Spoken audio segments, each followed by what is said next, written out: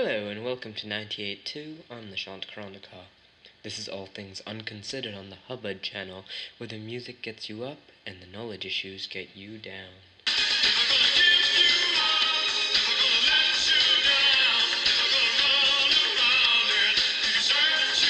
That's what I'm talking about. Our topic of discussion today is something intriguing.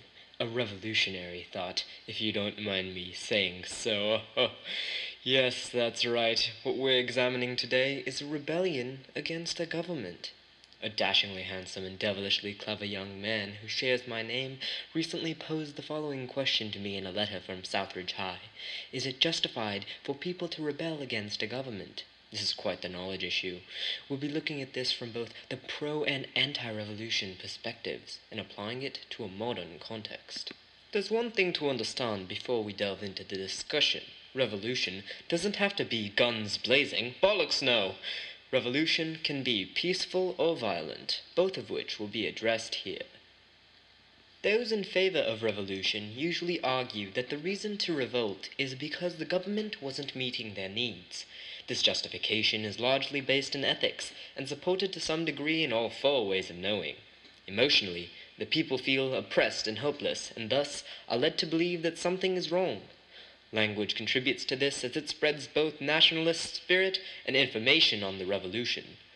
People's perceptions of the government and their own condition create a more personal model of the situation.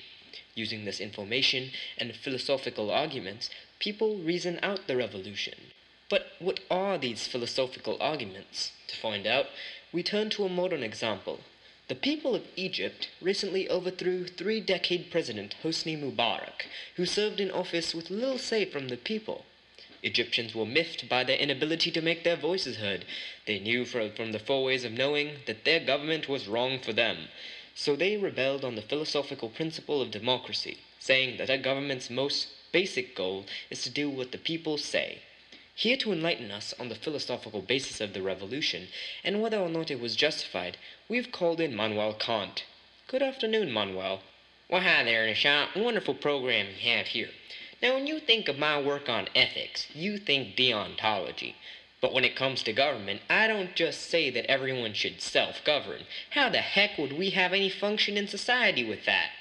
Proper government's important to give us an orderly life, and as such, I devised my theories on proper government. In my opinion, it's a republic, or a government with representatives. A republic divides power effectively between executives and legislators. The way I see it, the only distinction between tyranny and a republic is that the executive doesn't get decision-making power in the republic. In other words, a despot is only a despot if they get to make all the laws. In the case of Egypt, they didn't have a say in their leader. The military oppressed them under direction of Mubarak, and he made all the decisions. That government was not legitimate, or legit as those kids say, so the people were justified in rebelling. To follow up, we've also called social contract specialist Jean-Jacques Russell.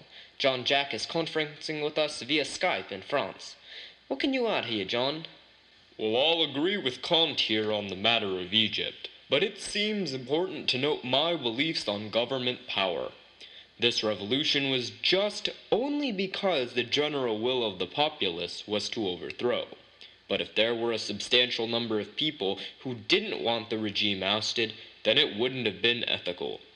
If people do have a say in government, however small, they can't revolt ethically, in my opinion, because there would be other more justified ways of changing the government. Now, Jean-Jacques here raises an interesting point. There could be other more justified ways of changing the government. What if the people have a say in government, even if it is small?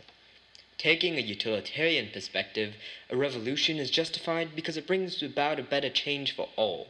However, deontologically, the process can bring about violence and may scapegoat the leaders of the nation. In turn, we look to the arguments against revolution, some including when people do have a say in government. The first argument, as stated previously, takes a primarily deontological approach to looking at revolution. If any revolution is taking place, the revolters would try to increase the strength of the revolution through support from their countrymen. However, this treats them as a means to an end. Especially in a violent revolution, it makes people fight for this cause to a speculative end.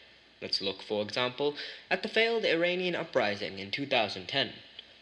Mir Hossein Mousavi and his supporters protested against the election results after allegations of a fixed vote, but in allowing his supporters to stand in face of such brutality from the government, wasn't Mousavi simply using them as a means to an end? This would mean the revolution was unethical.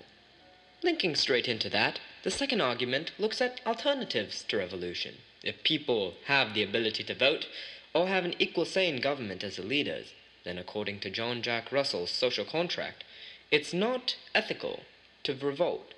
For example, in the US, the Yanks have a republican system that allows people's choices to be effectively heard in government, so a revolution would most likely be unjustified unless representatives failed to accomplish anything ever.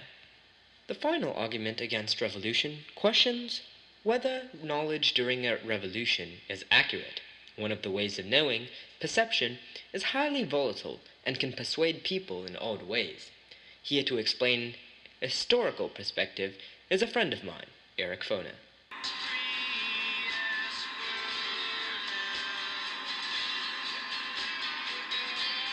Sorry, we seem to be experiencing technical difficulties. All we're hearing is a lot of freedom speak and static at the other end. Let me summarize. Rewind to 1979 and the Islamic Revolution in Iran, when the US puppet Shah was overthrown for corruption and the Ayatollah instated. The revolution was widely popular, and perceptions were not exactly favorable toward the current regime. Fast forward to now, and the same is not true. Protests have flared up against the government instated 30 years ago in Iran, so we see that perception is a highly malleable concept. Even though the revolution was rather popular back then, the people now regard the regime as unfair. So we must ask, did the regime actually change, or were people's perceptions of the regime distorted due to emotion during the first revolution?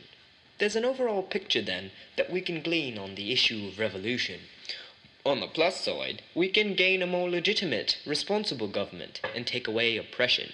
On the negative side, this may involve violating deontology and the loss of life in the face of alternatives, and there's always doubt in perception due to the highly emotional nature of revolution.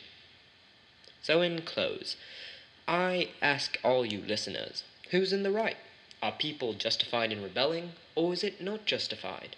To start off, I'll provide the views of this humble yet lavishly paid host. I believe in the principle of governmental legitimacy. We create the government to lead us, not to control us, just as John Jack Russell believes. In any scenario where the people are not on equal footing with the government to make it change, I believe a revolution is in order and justified ethically. Even if people are used in the process, if it has a probability of creating change, then I think the benefits outweigh the costs, and history has provided us with great revolutions by which to judge. To finish, any closing remarks from our two guests? Well, yeah, I'd just like to say thank you for having me on the... Whatever. Thank you for tuning in. You've been listening to 98.2 Hubbard Talk Radio. Be sure to tune in next time to learn a little bit about barge crashes. The damage may be far below the surface. Thank you. Have a nice day.